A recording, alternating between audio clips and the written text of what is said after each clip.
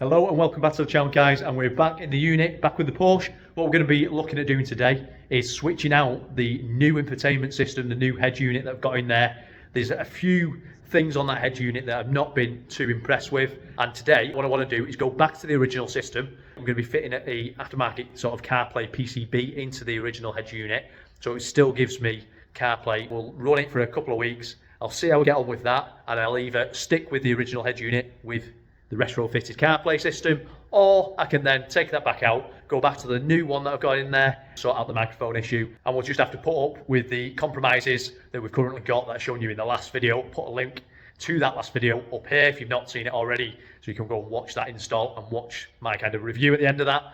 But for now, let's get to it on the original head unit. I'll be opening that up now, showing you guys how to fit that aftermarket PCB in there and how to get the CarPlay retrofitted into the older style PCM units. This is basically anything pre-2017 you'll be able to do this retrofit on. So let's get to it.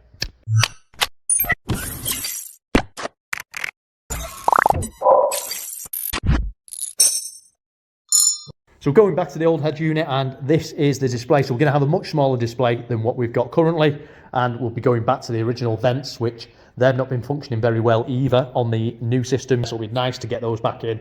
We'll also see whether it actually affects any of the faults that I've got coming up. I know one 100% will go, which is the GPS signal that it's not got with the aftermarket kit plugged in, because there's no GPS signal plugged into that. So at the minute, speed sign recognition doesn't work, and so it'll just come up, ping up with a little bit of a fault there. It's not necessarily an issue, but it is an annoyance that it happens every time you now drive a vehicle. With this kit, you don't actually get an install manual, but you do get a user's manual. And this kit, with the new PCB that I've got here, has all come in at around £100. Now, I've got this from AliExpress, which they are a lot quicker than Alibaba with delivering your stuff, and it is definitely something to consider when you're looking at purchasing from the Chinese suppliers like those. This should be pretty simple. There's plenty of videos out there, and I will link in the description below a video that I've used to get my head around this and install this unit. And through this process, what I'm going to do is just going to quickly go through it now. And if you do want a more detailed install video, then do use that link below.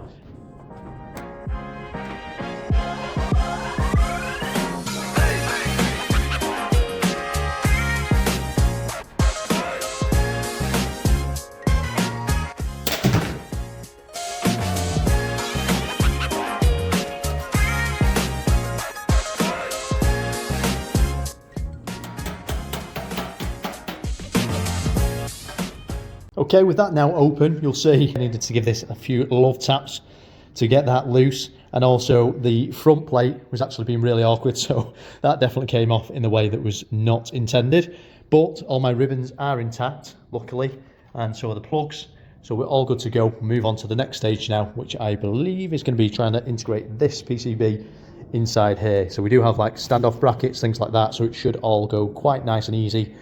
And if you are doing this, then don't worry about getting a bit more heavy-handed with it. But at the same time, do be careful of the ribbons where you possibly can, because they're going to be the things that will create an issue if they are damaged.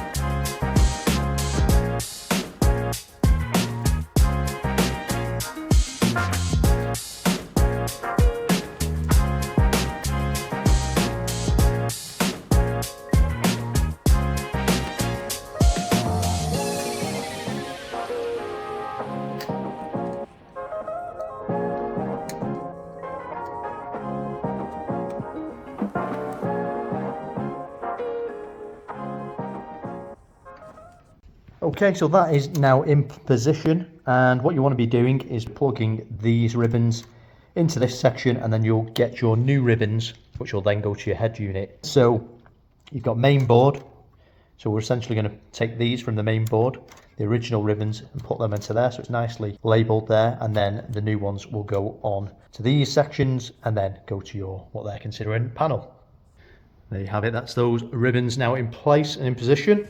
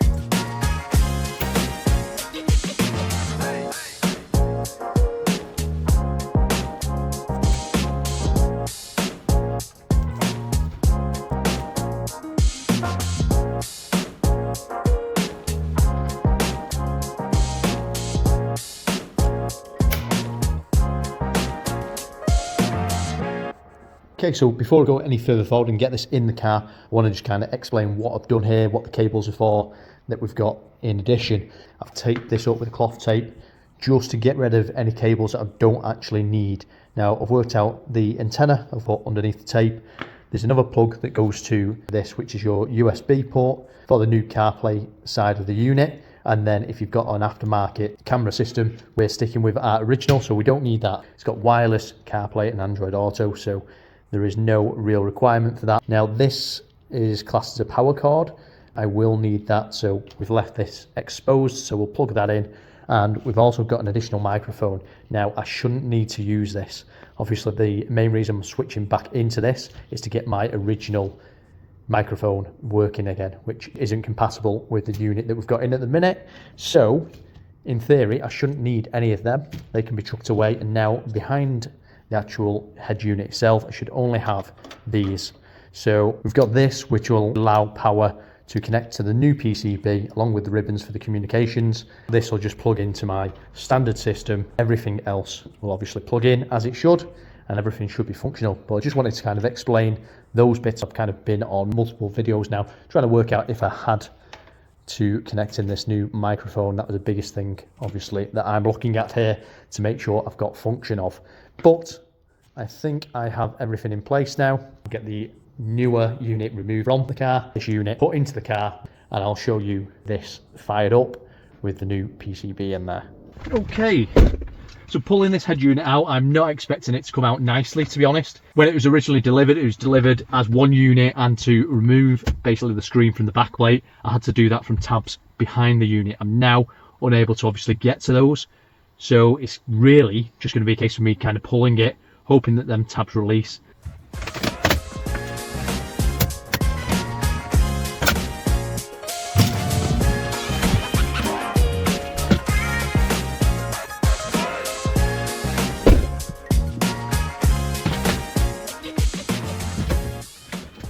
Well, one thing I will say is I wasn't expecting it to come out that easy, to be honest. We'll get the backplate off. That'll be easier for me to pull the wires through, and then we can pull the whole unit out of place. And it turns out, if this is the case, this job should be pretty quick now. We'll get the original unit back in, and then we will see how it functions.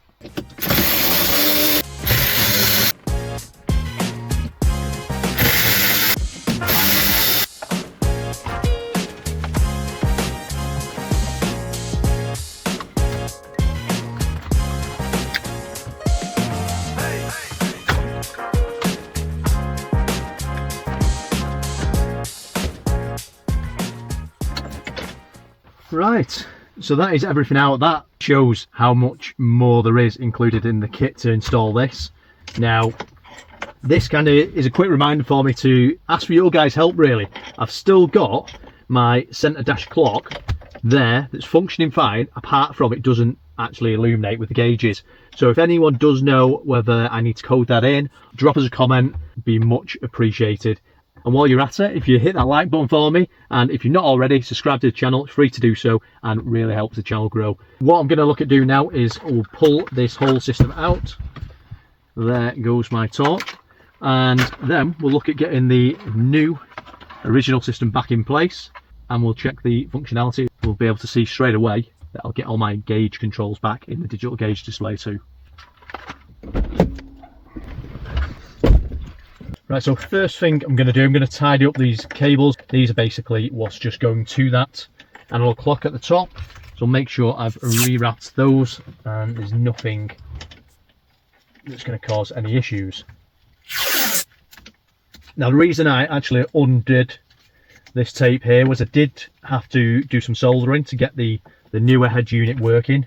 Now, I thought it was part of the main loom, but it mustn't have been. It must have been part of the actual aftermarket loom. So that is still all intact there, which is good, because if I go to put that back in now, it means that it's really easy. I've not got to resolder or anything like that.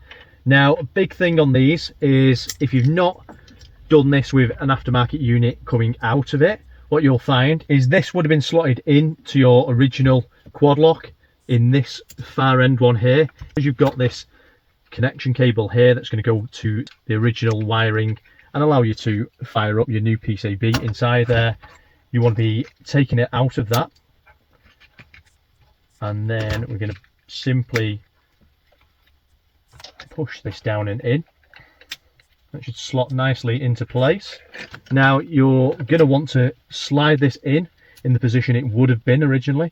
So as I say, I believe it was the end slot there.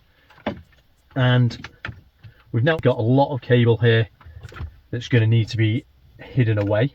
The microphone, again, as I say, we're going to hopefully be retaining the original microphone, so we shouldn't need that to be plugged in or anything like that. So I'll just leave that as it is, and that can just be tucked away in the back there. Right, I now believe we have everything we need cables wise, ready to be plugged in. That should tuck it away nicely underneath the actual head unit. So let's go to start plugging things in. I'm going to plug in the aftermarket one first. I'll do all the ancillaries. Difficult thing here is just going to be remembering where they all originally went, because these haven't been plugged in to this for a while now. But it's pretty self-explanatory. They're all colour-coded plugs and sockets.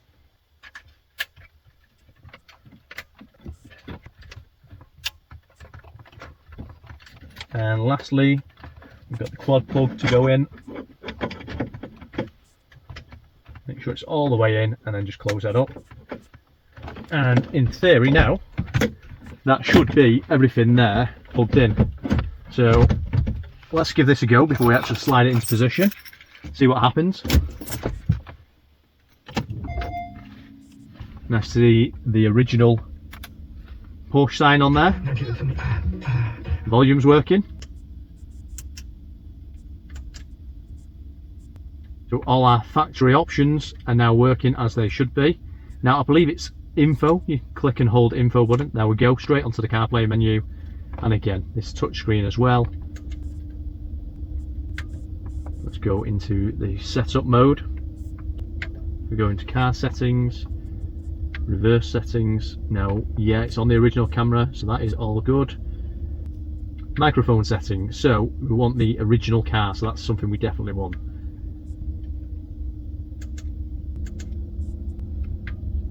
Into the system, and we're going to turn it into right hand drive. Right, let's connect my phone. So there we go, guys, we've actually got Android Auto and CarPlay fully functional now.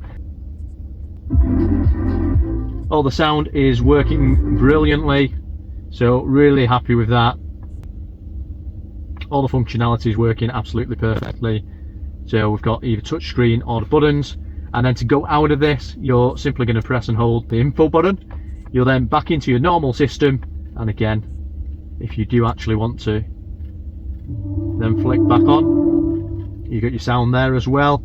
So we have now all the functionality of everything we need on this.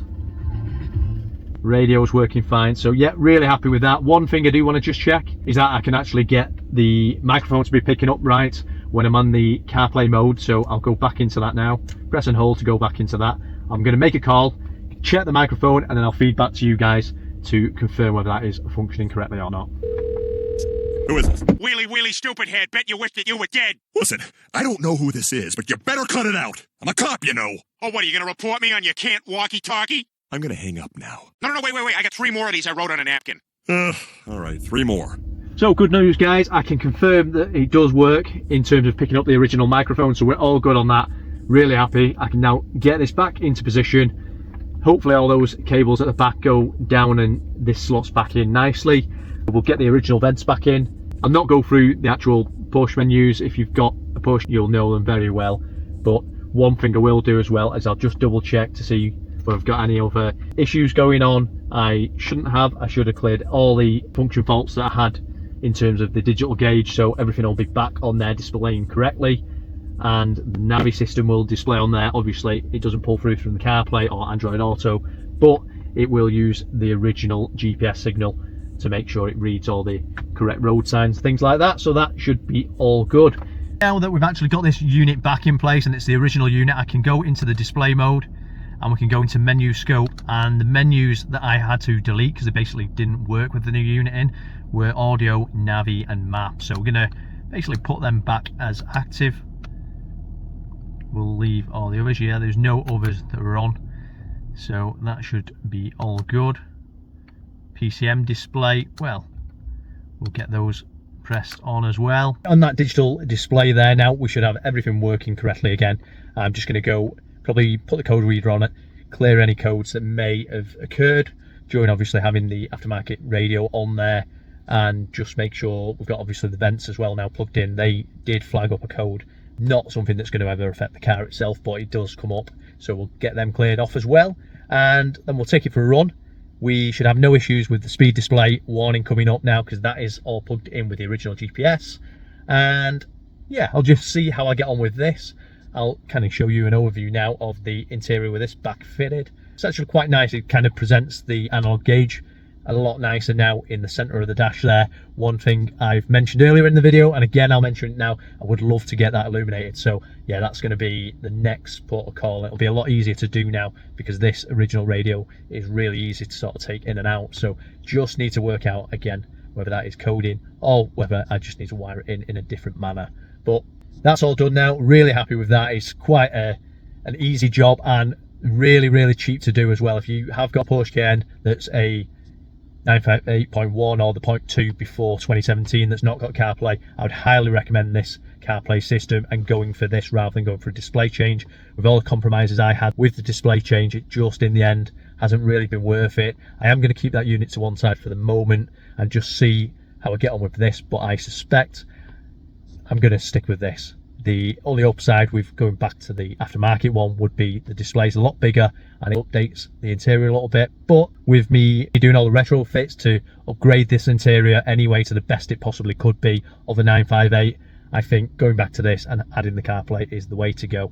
If you've enjoyed this video and stayed till this long, I'd really appreciate it, guys. If you do, hit that like button, subscribe to the channel if you've not already, and I'll see you on the next one.